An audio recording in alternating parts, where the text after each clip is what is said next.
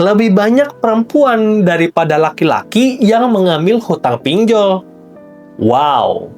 OJK mencatat utang pinjol masyarakat Indonesia tembus 100 triliun. Wow!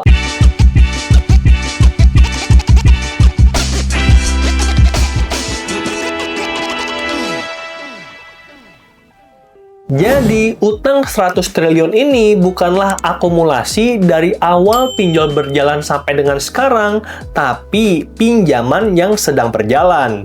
Di bulan Februari 2026, ada total utang masyarakat Indonesia lebih dari 100 triliun. Nah, istilah keuangannya itu adalah outstanding, pinjaman yang sedang berjalan. Contoh nih, misalnya aku punya utang itu 10 juta, lalu udah bayar 3 juta. Nah, sisanya kan 7 juta.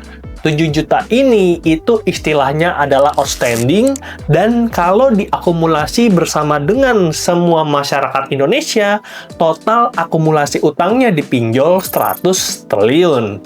Itu ceritanya. Jadi, menurut OJK, hal ini bagus, tapi ada satu indikator yang perlu kita awasi. Namanya tingkat resiko kredit macet secara agregat atau TWP 90.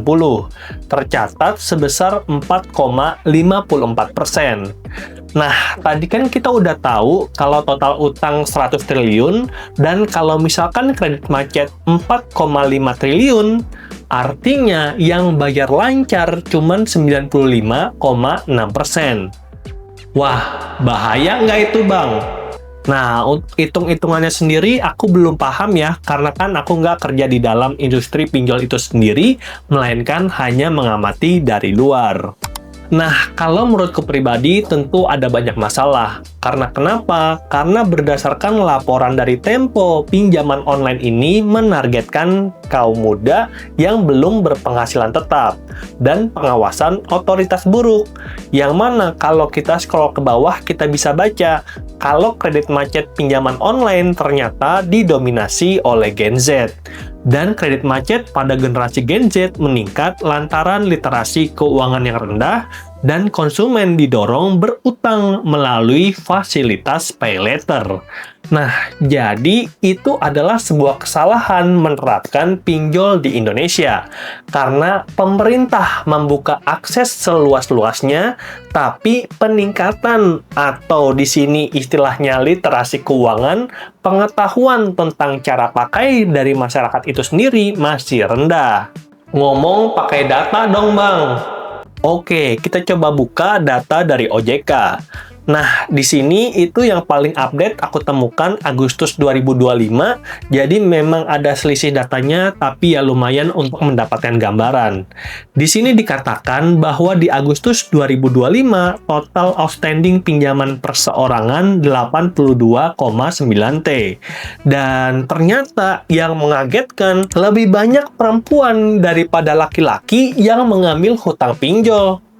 Wow! Dan selanjutnya dari data juga kita menemukan bahwa orang yang ambil pinjaman itu mayoritas umur 19-34 tahun dan diikuti 35-54 tahun. Nah, yang mengagetkan bahwa orang dengan usia kurang dari 19 tahun itu bisa mengambil utang, dan orang yang lebih dari 54 tahun juga ambil utang pinjol. Aku bingung tuh, bayarnya gimana ya? Kan kalau kurang dari 19 harusnya masih jarang yang udah punya pekerjaan tetap ya. Dan kalau udah usia lewat 54 tahun, itu kan udah hampir pensiun. Masa nanti uang pensiunnya semua dipakai bayar pinjol? Lalu kita coba langsung lompat ke data kredit macetnya. Di pinjol itu beda dengan bank. Kalau bank yang namanya kredit macet lebih dari 180 hari, sedangkan di pinjol itu lebih dari 90 hari. Nah, di data ini kita temukan bahwa dari tadi penyaluran 83T, 1,6T itu adalah orang yang gagal bayar. Jadi, kalau dipresentasikan nilainya itu segini. Dan tidak mengagetkan bahwa perempuan juga lebih banyak yang gagal bayar dibandingkan laki-laki, karena kan memang tadi di data awal kita juga temukan bahwa perempuan yang lebih banyak ambil pinjaman. Nah, berikutnya untuk usia juga ya mirip-mirip statistiknya. Yang bikin aku kaget memang karena jumlah perempuan yang ambil pinjol ternyata lebih banyak daripada jumlah laki-laki. Dan kalau untuk rentang usia sendiri, aku sarankan memang pinjaman online itu cocoknya untuk usia 19 sampai 34 tahun. Sedangkan kalau udah lewat 34 tahun, aku sarankan sebaiknya pakai buy now pay later atau pinjaman bank digital yang kreditnya itu punya bunga lebih rendah. Dan aku ada kasih rekomendasi pinjaman bank digital di video ini, juga buy now pay later di video ini.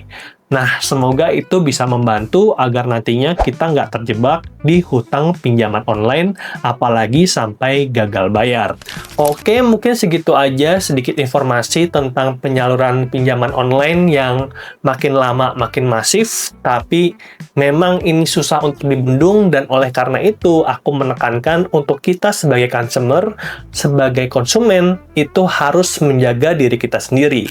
Kalau kamu ada pertanyaan, boleh langsung aja drop di komentar, atau kalau pengen konsultasi one-on-one untuk menyelesaikan utang kamu, langsung aja booking jadwalku di link it ya. Semoga videonya bermanfaat dan sampai jumpa di video yang berikutnya. Bye!